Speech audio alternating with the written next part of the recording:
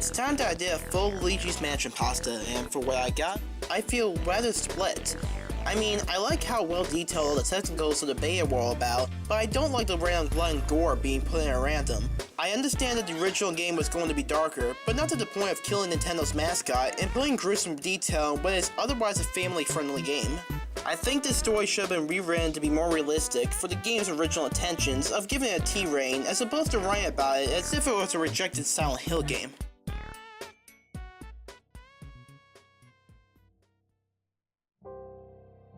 Hello there. How much would you know about the game Luigi's Mansion? Better question, how much do you think you know about it? Have you ever looked at the beta version of the game? Well, I've always been fascinated with beta games. I know about them all. Super Mario 64, Ocarina of Time, Banjo-Kazooie, and many more. The changes they make from the beta versions to the final versions are quite significant. So recently, after playing Luigi's Mansion, I noticed that I had no dirt whatsoever on that game. So I looked out the beta and quickly fell in love with it. I have connections with gaming stuff, my best friend being a rare game collector and my brother owning a game shop. I never actually thought about playing a beta game before until I heard my friend got a copy of the beta. No way, this can't be possible, I thought to myself. What are the odds that he could have gotten the unreleased ideas for the original Luigi's Mansion? Of course, with him being a collector, he focused more about having it in his possession rather than playing it. He knew about my love for the beta game, so he let me borrow the copy of it for a little while. It was like a different game. So many things had changed between the beta and the final version. I saw a clock where the Game Boy Horror was supposed to be. I knew about the feature and accepted the change. Also, I saw the overheat meter, so I couldn't use the poltergeist for very long or else it would hurt Luigi. I was intrigued greatly by all these changes. The ghosts were different colors and the music was more 8-bit. I wasn't bothered at all. I loved it. After going through the first couple of rooms on the left hallway, everything went normally. It played fine. Had a couple of overheating moments here and there, but nothing major. I went into Chauncey's room. I sucked at the last ghost, but in the process, my poltergeist overheated. God damn it! I shouted at the game. Further examining the situation, I noticed Luigi's head was a bit odd. I leaned in forward, looking at the back of his injured pixelated head. There was a failed-looking wound there. It was disgusting. The back of his head was blown completely off. Parts of his brain were visible, and each time I walked, you could see blood drip from the back of his head. It was like someone took a mace to the back of his head and smashed it violently. He dripped like a sink that was never turned off all the way. It was pretty freaky, I have to admit, but he still controlled normal. Everything was going along without any sort of change, so maybe it was a glitch. I continued on with my journey as the back of Luigi's head dripped small drops of dark blood. I went into the parlor, aiming to clear the rest of the rooms on the second floor. I walked in and a lamp exploded. It made me jump, but I was already aware of that out. The freaky thing was, after the lamp exploded, Luigi screamed and covered his face for a brief moment. I spun him around, seeing what was wrong, and his face was cut. Little sprouts of blood trickled down his cheeks, yet he didn't seem bothered. It spewed out a little as if someone turned on a water fountain of pure maroon colored blood. Now I was getting creeped out, but still it was very intriguing to me. I walked down the hallway that would be deemed as the beginning of Area 2. I saw a puff of cloud behind me, then outshot at a ghost as Luigi was scared off his feet. He began doing a reverse crab walk across the floor in terror, another concept I knew about so it didn't feel out of place to me. After Luigi arose from his cowering position, I walked to the basement area. Luigi walked down the first staircase, then I tried activating the sliding ability, so he did. Luigi slid down the stairs, but landed on his feet, with his ankles shattered on contact. A thunderous crack was heard. He screamed loudly and grabbed a hold of his leg, rocking back and forth. Odd, I said to myself, rather perplexed at the situation. He stopped holding his leg, and a cutscene triggered. The camera was focusing on Luigi, with frontal view, and the stairs stood behind him. He slowly grabbed the wheel, and stood up. Then Luigi started mumbling to himself, "No, no, no, no!"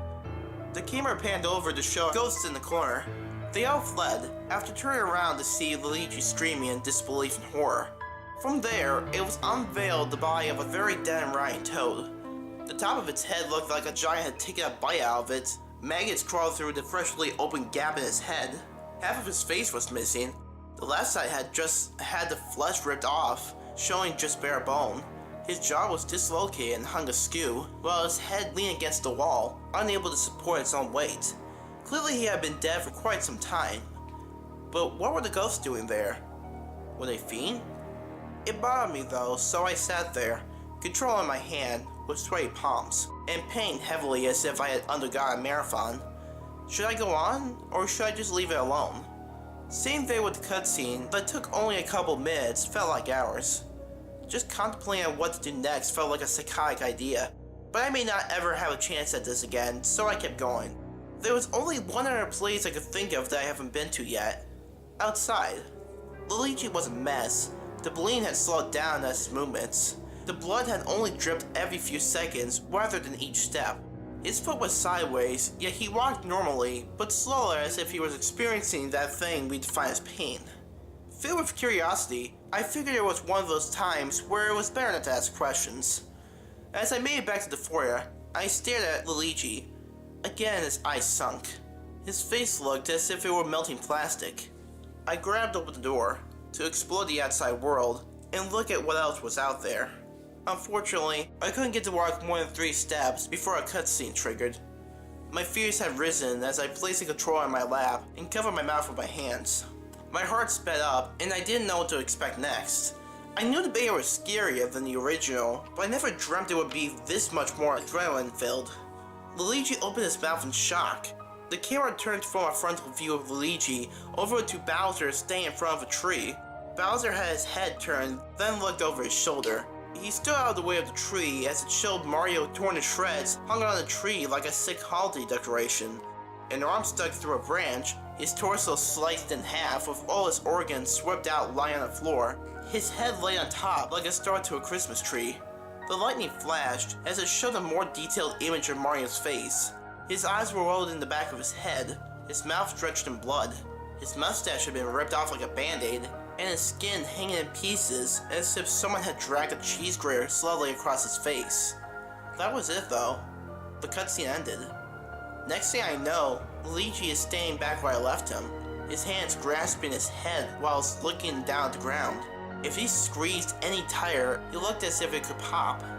I glanced over at the Game Boy Horror, noticing the timer was speeding up drastically, and suddenly my 24 hours were up.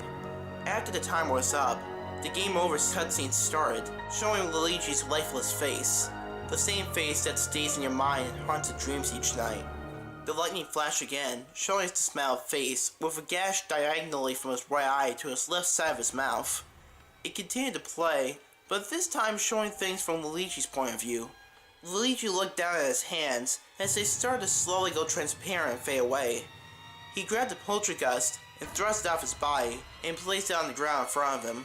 A small tear rolled down Luigi's cheek as he held the nozzle directly at his face and hesitantly turned the poltergeist on.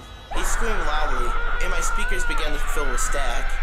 He was slowly spiraling away into the very device he fought the ghosts with. The poltergeist rocked back and forth, sucking in what was once his master, until he was completely engulfed inside the machine. The camera zoomed in on the device for a brief moment. Then a hand reached down and grabbed it. It was a frail old hand by none other than our friend Professor Egad.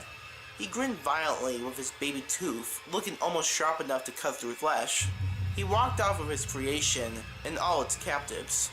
The screen went black, and the sound went quiet. As the faint transition was shown, it showed a painting of the gallery wall, but a painting of none other than Luigi. Luigi was standing there, holding his head down with his face looking half melted and bloodstained.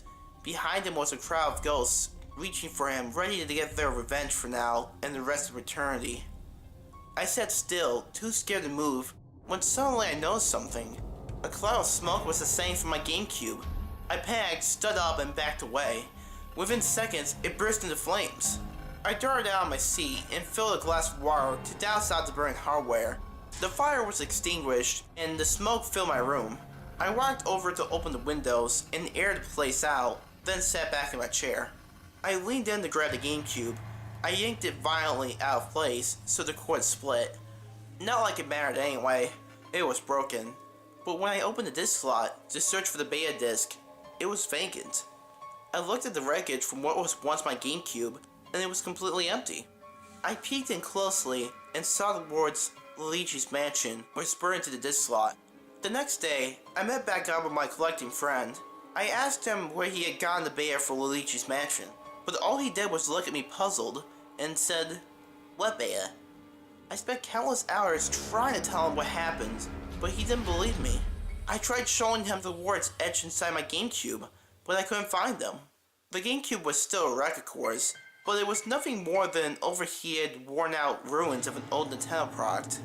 Well, I guess the old saying is true. Curiosity killed the cat. Or in this case, my GameCube.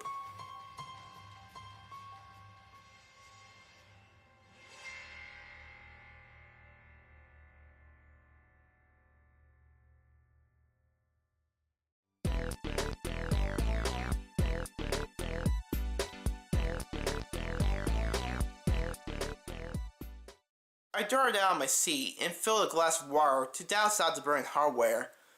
Because that's a smart idea, right? Putting water into, burning hardware, something electrical.